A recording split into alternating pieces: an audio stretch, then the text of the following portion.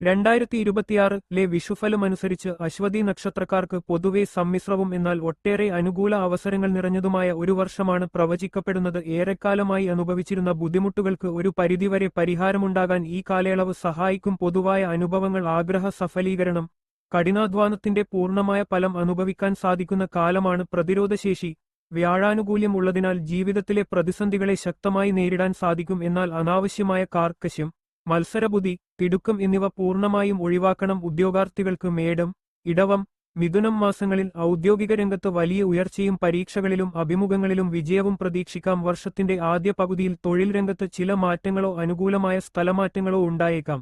Business മേഖല ലാഭവും നഷ്ടവുമില്ലാതെ ശരാശരി നിലവാരത്തിൽ മുന്നോട്ടു പോകും. പുതിയതായി പണം മുടക്കുമ്പോൾ ശ്രദ്ധിക്കുക. സാമ്പത്തിക സ്ഥിതിവരുമാന മാർഗങ്ങൾ, ഒന്നിലധികം വരുമാന മാർഗങ്ങൾ തുറന്നുകിട്ടാൻ സാധ്യതയുണ്ട്. വസ്തു, പുതിയ വീട്, ഭൂമി അല്ലെങ്കിൽ വാഹനം വാങ്ങാൻ ആഗ്രഹിക്കുന്നവരുടെ ആഗ്രഹം സഫലമാകും.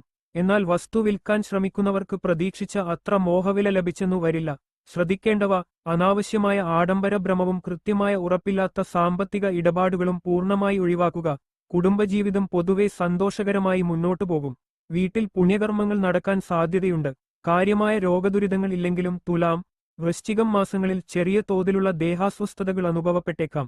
ആരോഗ്യകാര്യങ്ങളിൽ ശ്രദ്ധ പുലർത്തുക. ഓം നമഃ ശിവായ. എല്ലാവർക്കും നല്ലതു മാത്രം ഉണ്ടാവട്ടെ.